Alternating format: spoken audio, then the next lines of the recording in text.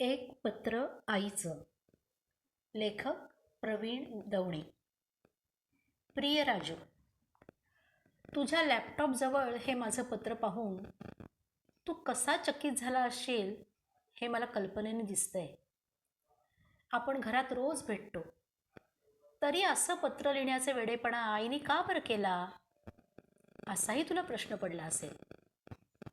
पण तरीही तू हे पत्र वाचणार आहेस, कारण काल रात्री माझ्याप्रमाणे तूही खूप वेळ झोपू शकला नसशील. तुझ्या संवेदनशीलतेवर माझा तेवढा विश्वास आहे, म्हणूनच मी हे पत्र लिहिते आहे. तू म्हणशील, त्यात काय लिहायचं, बोलायचं, स्पष्ट सांगायचं. पण गेल्या वर्ष दीड वर्षाचा माझा अनुभव वेगळा आहे. मनातलं काही सांगायची माझी हक्काची जागा असलेला तू फक्त समोर दिसतोस, पण समोर नसतोस. तुझ्यातच तू इतका रमलेला असतोस की तुझ्यावर जीव लावणारे आई आणि बाबा घरात आहेत याचाच तुला विसर पडलाय की काय असं वाटतंय. एखादी न थांबणारी गाडी स्टेशनवरून धडधडत जावी तसं तुझं घरात येणं आणि दिवसाचे अनेक तास निघून जाणं. मग उरतं फक्त वाट पाहणं, खिडकीला डोळे आणि फोनला कान लावून. कालच्या तुझ्या वाढदिवसाला आवडेल ते आणि तसं करण्याच्या मागे मी होते. खरं तर तब्येत बरी नव्हती. संध्याकाळी औक्षणाचं ताम्हण देव्हाऱ्याजवळ तयार होतं. रात्र वाढत गेली. फोन उचलत नव्हतास, मग बंद केलास. बाबा दमून झोपले. शेवयाच्या खिरीवर थंडपणाची साय आली. मऊ पुऱ्या सुखत गेल्या. हुरहुर वाढत होती. वाट पाहताना केव्हा तरी डोळा लागला.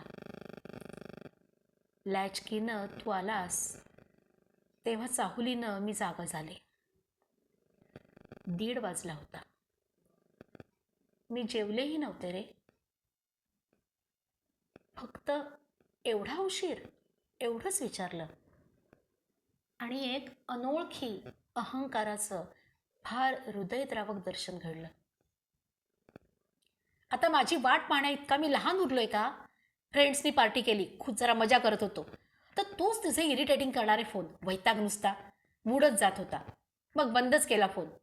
आणि हे ओवाळणं बिवाळणं बकवास, मला त्यात काडीचा इंटरेस्ट नाही आहे. यापुढे हे सगळं बंद. मला वाटलं तू शुद्धीवर नसावास, पण असावासही. काही नीटसं कळत नव्हतं. 1-2 वर्ष तू थोडा तापट झाला आहेस मला माहिती आहे, पण त्या क्रोधानं इतकं आंधळ रूप घेतलंय हे माहिती नव्हतं. तरीही मी म्हटलं, ठीक आहे बाळा, पण तुझ्या आवडीची शेवयाची खीर केली आहे, थोडी खा ना. तर तू उसळलासच. खीर? शेवयाची? नॉनव्हेज खाऊन आलोय, त्यावर खीर? इरिटेटिंग. कुणी सांगितलं खीर करायला? चिकन मोगलाई कुठे आणि खीर कुठे? धक्काच बसला. तरीही चिवटपणे म्हटलं, निदान वाढदिवसाला तरी तू. आई, तू आता अगदी जुनाट झाली आहेस. आता इतकं ऑर्थोडॉक्स. बर्थडे पार्टी म्हणजे नॉनव्हेज आणि सगळं झालं. झोप आता आणि सकाळी लवकर उठू नकोस. आणि आता कायम ध्यानात ठेव, तुझा राजू कुक्कुलं बाळ राहिलेलं नाहीये. 22शीचा ITत शिकलेला आहे आणि 15-20 लाखांच्या पॅकेज असलेल्या कंपनीची ऑफर आलेला जवान आहे. एकटं राहायची सवय ठेव. हां, कदाचित पुढच्या वाढदिवसाला मी सॅन फ्रान्सिस्कोला असेल. तुझ्या बेडरूमचा दरवाजा धाडकन लागला आणि मी एकटी पडले.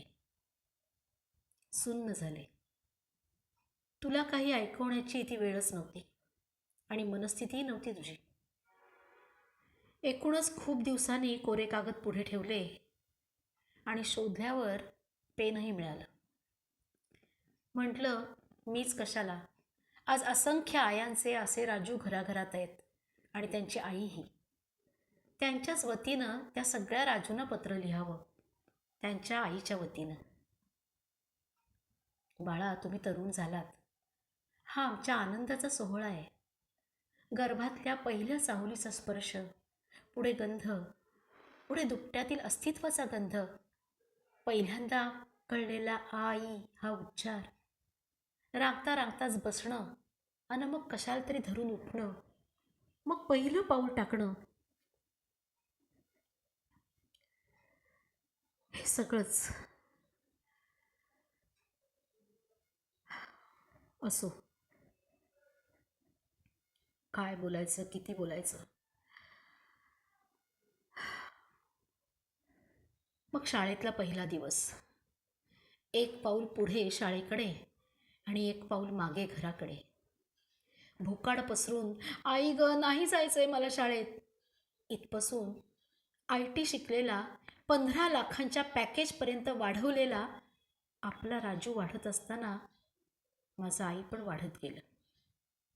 बाळा, आमची आईबाबांची पिढी इतकी भाबडी नाही आहे, परावलंबी तर नाहीच, पण आम्ही मधल्या पिढीतले 50शीचे आईबाबा पूर्ण शुष्क, कोरडेही नाही.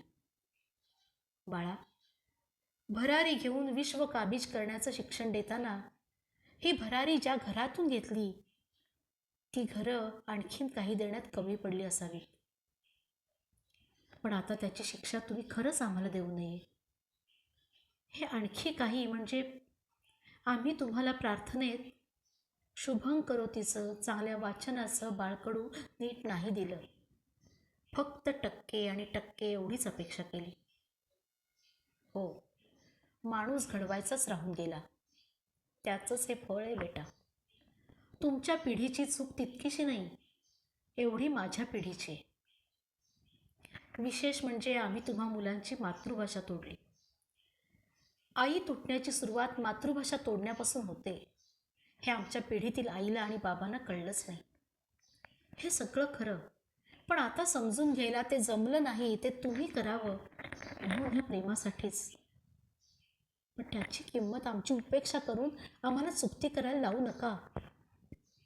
बाहेरच्या जगाचा चकचकीतपणा आणि घरची ऊब जशी बाळाला हवी असते ना, तशीच पिकत चाललेल्या आमच्या कोवळ्या प्रौढपणाला बाळाच्या मिठीचीही ऊब हवी असते.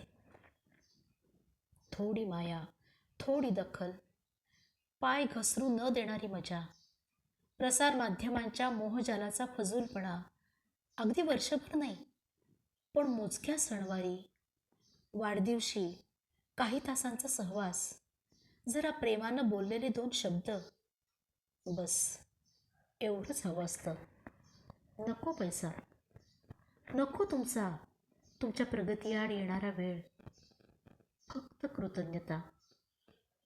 एक आई तुझ्या 22व्या वाढदिवशी तुझ्याकडे हे गिफ्ट मागते.